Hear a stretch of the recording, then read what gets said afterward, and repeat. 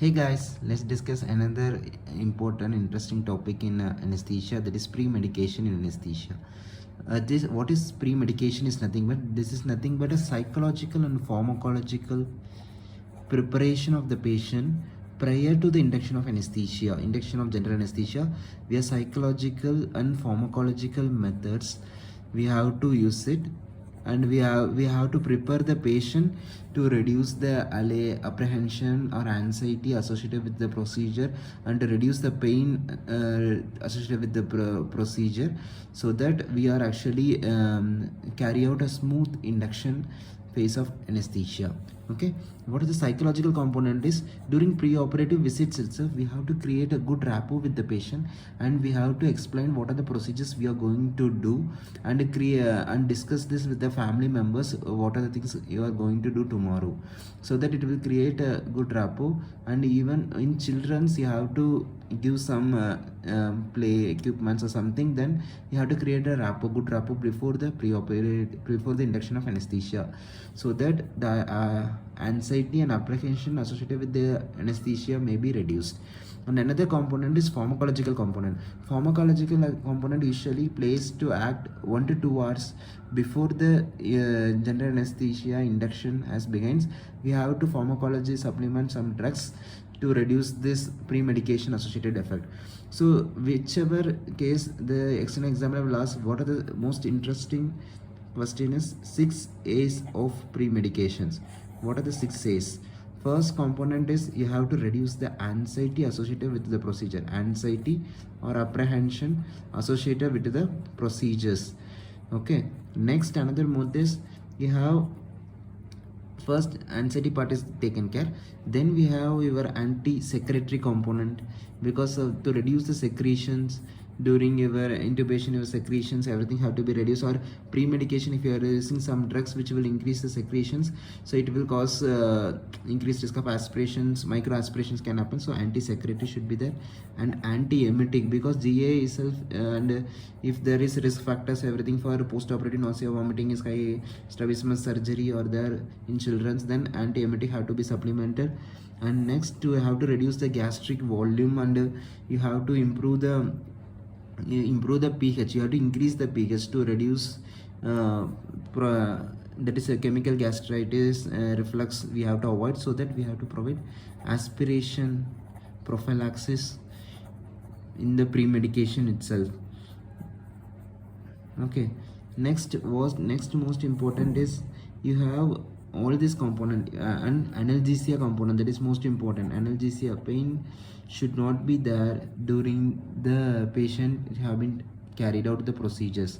Okay, the next more is actually another A is another A is your amnesia. The patient should not have the memory of the event what it has been patient gone through. Okay, these are the 6 A's of pre-medication. Okay, anxiety, apprehension, anti-secretory, anti-emetic, aspiration prophylaxis, analgesia, and amnesia. How to reduce the anxiety, apprehension? You can provide the patients with anxiolytics. Anxiolytics most common, you can use your benzodiazepines will be good, and good, that is midazolam, your diazepam, midazolam, doxapram. According to the dose, midazolam is 0.04 mg per kg body weight. We will be using the drugs that will reduce both anxiety, and it will produce little sedation, and amnesia also, it will taken care of amnesia also. So benzodiazepines or antihistaminic like promethazine can be used during the induction, or we can use ketamine to allay the as a pre-medication. We can use ketamine. Well, but if you are using ketamine, you have to you know that ketamine is what, NMDA receptor agonist, and it increases secretion, so you have to provide the patients with anti-secretory, either glycopyrrolate or atropine, so to reduce the airway secretion, the secretion, salivary secretion, everything you have to be reduced. And if this ketamine is used, you have to also supplement with benzodiazepines to reduce the hallucinations. So everything is linked with one another. Okay, anti-emetic, your anti-emetic most common is actually pre-operative. You can either use ondansetron or dexamethasone. These drugs which have even the post-operative component. Post-operative nausea, vomiting has been reduced can be reduced by administering in the pre-operative area also. The duration of action is, dexamethasone duration of action is getting prolonged. Okay, then aspiration prophylaxis, you have to, these two things have to be aspiration prophylaxis. You have to reduce the gastric volume, as well as you have to increase the gastric pH. So how will you achieve with these two things? Is by gastric volume can be reduced by H2 blockers like ranitidine or things, or proton pump inhibitors, ondansetron, granisetron, palanesetron. These proton pump inhibitors also will help in reducing the gastric volume.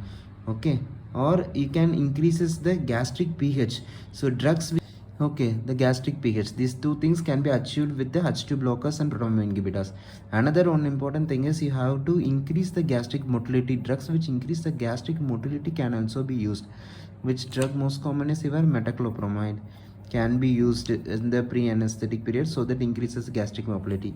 Analgesia component is most commonly I told it may be used as short, it may be NSAIDs like ketorolac, aceclofenac, ketorolac, that things, or it can be used with other analgesics like short-acting opioids, fentanyl, even morphine also can, before it was used in the pre-medication part. Okay, fentanyl, morphine also can be used as an analgesia part.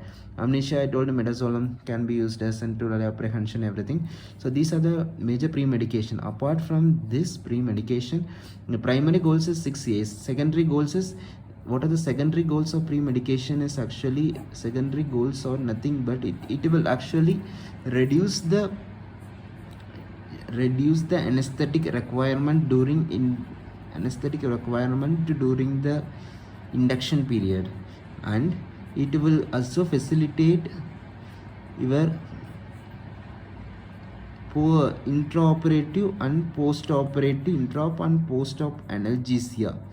It's also facilitate if it is adequately managed in the adequately pre-medicate the patient.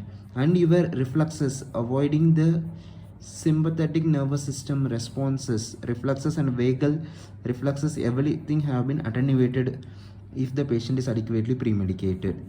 Okay, vagal reflexes, everything has been attenuated. Okay, and prevention of post-op nausea, vomiting, this is also another most important things.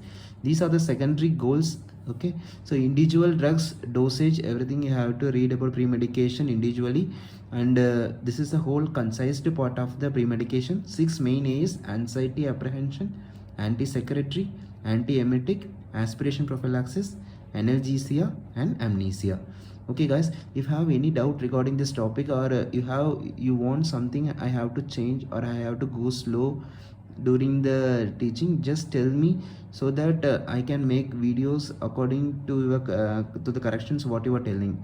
Okay, if you like this videos, just like thumbs up button, just give a like, and subscribe my channel so that I can post more videos. It will be give me a boost, and I can start posting more videos regarding that. Okay, thank you guys.